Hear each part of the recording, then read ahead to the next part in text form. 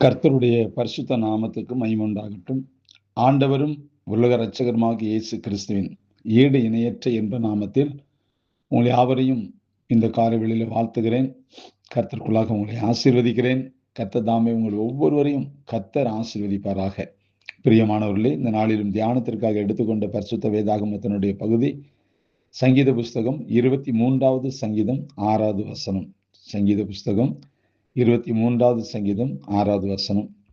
என் ஜீவனுள்ள நாளெல்லாம் நன்மையும் கிருபையும் என்னை தொடரும். நான் கர்த்தருடைய வீட்டிலே நீடித்த நாட்களாய் நிலைத்திருப்பேன் என்பது.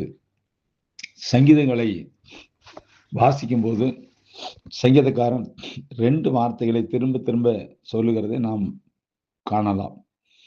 என் ஜீவனுள்ள நாளெல்லாம், அதாவது நான் உயிரோடு இருக்க மட்டும் என்று பல இடங்களில் வாசிக்கிறோம்.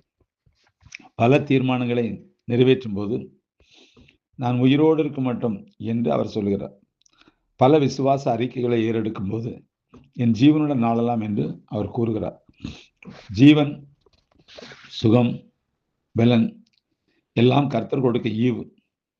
ஒவ்வொரு சுவாசமும் இதய துடிப்பும் கர்த்தருடைய கிருபை.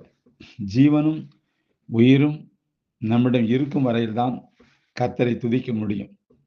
கர்த்தருக்காக பெரிய காரியங்களை செய்ய முடியும். மரித்தோரும் மௌனத்தில் இறங்குறவர்களும் கர்த்தரை துதியார்கள். ஆகவே நம் நாசியில் சுவாசம் இருக்கு மட்டும் கர்த்தருக்காக ஏதாவது செய்தே ஆக வேண்டும்.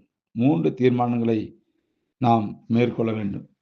முதலாவது, ஜீவனுள்ள நாளெல்லாம் கர்த்தருடைய ஆலயத்தை தங்கியிருப்பேன் என்று தீர்மானம் செய்ய வேண்டும். சங்கீதம் 27:4 தாவீது ராஜா சொல்கிறார், கர்த்தரிடத்தில் ஒன்றை நான் கேட்டேன், அதையே நாடுவேன். நான் கர்த்தருடைய மகிமையை பார்க்கும்படியாகவும் அவருடைய ஆலயத்தில் ஆராய்ச்சி செய்யும்படியாகவும் நான் என் ஜீவனுள்ள நாளெல்லாம் கர்த்தருடைய ஆலயத்தில் தங்கியிருப்பதையே நாடுகிறேன் என்று அவர் சொல்கிறார். கர்த்தருடைய ஆலயம் நாம் சந்திக்கும் இடமாகும். அங்கே நாம் தேவனை தொழுது கொண்டு ஆராதனை செய்கிறோம். அவர் நம்முடைய ஜெபத்தின் சத்தத்தை கேட்டு நம்முடைய தேவைகளை எல்லாம் அருளி செய்கிறார். அங்கே தேவனுடைய சத்தத்தை கேட்கிறோம், தேவனுடைய ஆலோசனை பெறுகிறோம். மட்டுமல்லாமல் தேவ மகிமையினாலே நிரப்பப்படுகிறோம். நம்பர் 2, இரண்டாவதாக, என் ஜீவனுள்ள மட்டும் நான் உம்மை துதித்து உமது நாமத்தை சொல்லி கையெடுப்பேன் என்று சங்கீதம் 63:4 நம் ஜீவனுள்ள நாளில் கர்த்தரை துதித்து பழகி கொள்ள வேண்டும். இங்கே நாம் அவரை துதித்தால்தான் அந்த துதிமயமான நித்திய தேசத்தில் கர்த்தரை என்றென்றும் துதிக்க முடியும். ஆவியாய் இருக்கிற தேவனை தொழுது கொள்வர்கள் ஆவியோடும் உண்மையோடும் தொழுது கொள்ள வேண்டும் அல்லவா? நான் உயிரோடு இருக்கும் அளவும் அவரை தொழுது கொள்வேன் என்று சங்கீதம் 116:2 வாசிக்கிறோம். 3வதாக, உயிரோடு இருக்க மட்டும் கர்த்தரை பாடுங்கள். சங்கீதம் 104:33 நாம் இவ்விதமாக வாசிக்கிறோம். நான் உள்ளளவும் என் தேவனை கீர்த்தனம் பண்ணுவேன் என்று தாவீது ராஜா சொல்கிறார். நம் உள்ளம் சந்தோஷமாய் இருக்கும்போது நம்மால் சங்கீதம் பாட முடியும். நம் உள்ளத்தில் தெய்வீக அன்பு இருக்கும். நம் ஆத்மா அவரில் களிகூர்ந்து மகிழும். அப்பொழுது நம்மை அறியாமலேயே புதிய பாடலை ஆவியிலே நிரம்பி பாடி தேவனை மகிமைப்படுத்துவோம். பரிசுத்தவான்கள் அந்நிய பாஷையிலே பாடி மகிழ்ந்து கர்த்தரை போற்றுகிறார்கள். ஆகவேதான் சங்கீதக்காரன் திரும்ப திரும்ப கர்த்தருக்கு புது பாட்டை பாடுங்கள் என்று சொல்கிறார்.